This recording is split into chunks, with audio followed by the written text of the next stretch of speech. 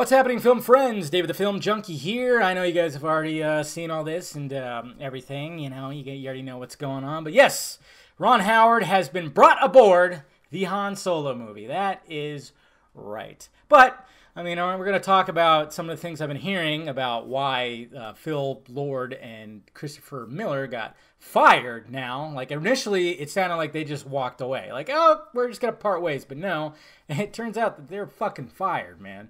We're going to talk about that a little bit. But it was funny because right after the news broke about them leaving, they were already saying like, oh, Ron Howard might step in. Ron Howard might step in. It's just kind of crazy. And then all of a sudden, you know, a couple days later, bam, there he is. And it's pretty exciting because Ron Howard is a great director. I mean, his last few movies haven't done that well, but I mean, he's still up there. When it comes to movies, classics, Beautiful Mind, Apollo 13, you know, you got these movies that he has in his on his resume that are good, and I think he could bring something to it. And now to the news. Well, first off, here's what he had to say about being brought aboard. He says, "I'm grateful to add my voice to the Star Wars universe after being a fan since a specific date, May 25th, 1977, which, yeah, I get it. It's like, specific date, oh, wait. I hope to honor the great work already done and help deliver on the promise of a Han Solo film." And then Kathleen Kennedy said this: "At Lucasfilm, we believe the highest goal of each film is to delight, carrying forward the spirit of the saga that George Lucas began 40 years ago. With that in mind, we're thrilled to announce that Ron Howard will step in to direct the untitled Han Solo film. We have a wonderful script, an incredible cast and crew, and the absolute commitment to make a great movie." Okay. And it's still set for May 25th next year. So, this is what's funny. This is what's funny about this whole thing, because I saw a lot of things, you know, a lot of people were asking, well, who's going to get the directing credit? It's like 80% done, blah, blah, blah. And I'm going, well, come on, people, just look it up. If the if is already 80% done, guess what? Phil and Christopher will get the directing credit, unless they shoot over half of it. If they reshoot over half of it, then Ron Howard will get the directing credit. And Phil Lord and Chris, they'll still be part of it. There's still going to be names thrown out there. It's just kind of funny because, man, there's a lot of people just back up the whole, like, Joss Whedon thing and the additional shoots and the reshoots. And, you know, they were trying to defend, like, no, it's still Snyder's movie. Well, who's going to... And it's like, it's not the same thing, not at all, because the movie was already... The principal photography for Justice League already wrapped. But, I mean, with the additional reshoots, who knows how much of the movie that's actually going to be additionally shot or reshot. We don't know. It's probably maybe 10% of it, I would say. Yeah, it's got to be 10 or less. That's my guess.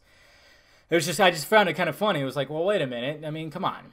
If half the movie was shot by one director or two directors, it's going to get that cred to them. And I guess that's the rule, too. Like, if half the movie needs to be reshot, then Ron Howard would get the directing cred.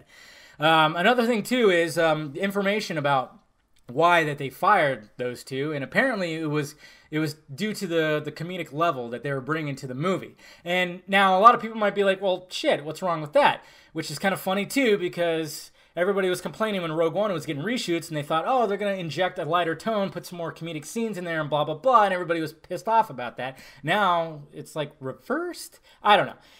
But what I'm trying to say here is, like, apparently, and I didn't think about this till now. I mean, I like these guys. These guys have made great stuff, you know, but then I looked at that great stuff, and I'm going, 21 Jump Street, 22 Jump Street, the Lego Movie, they've done some Brooklyn Nine-Nine, Last Man Standing. All that is basically parodies of themselves, okay? Very self-aware movies, and it seems like that's their style.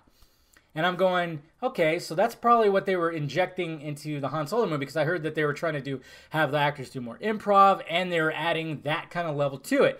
And I was going, okay, and I even saw people like go, you know, we could have got like a Star Wars version of Guardians of the Galaxy or this, that, and this. And I'm going, yeah, but this is a Star Wars movie. This is a character that's already established. We already know how this character is.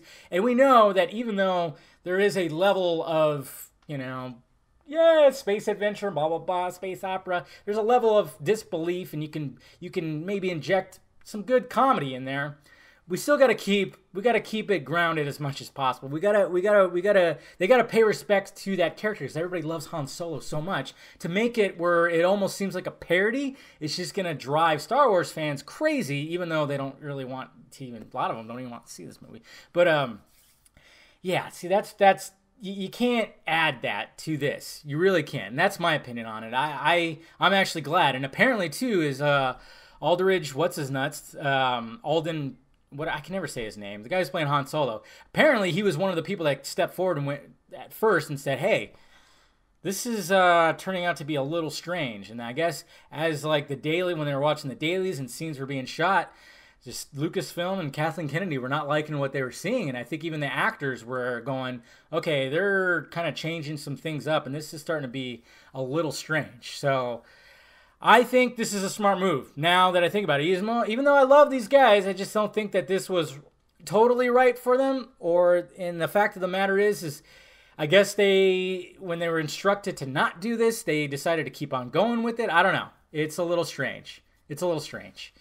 But I think it might be a smart move. I think it might have been a smart move. So anyways, guys, let me know your thoughts about it down below. I've been rambling about this, but let me know your thoughts about it. Would you want it to be more Guardians of the Galaxy, or do you want it to really pay its respects and really get that character, the characters, I could say, because Lando's in there. You want to keep that we saw in those movies, in the original movies. You want to keep that, or did you want more Guardians of the Galaxy, more Guardians of the Galaxy meets 21 Jump Street? Let me know down below in the balls area. Hit that like, thumbs up button if you'd be so kind. Subscribe to this channel. Subscribe to the other channel too. Follow me on social media stuff floating above my head. Talk to you later.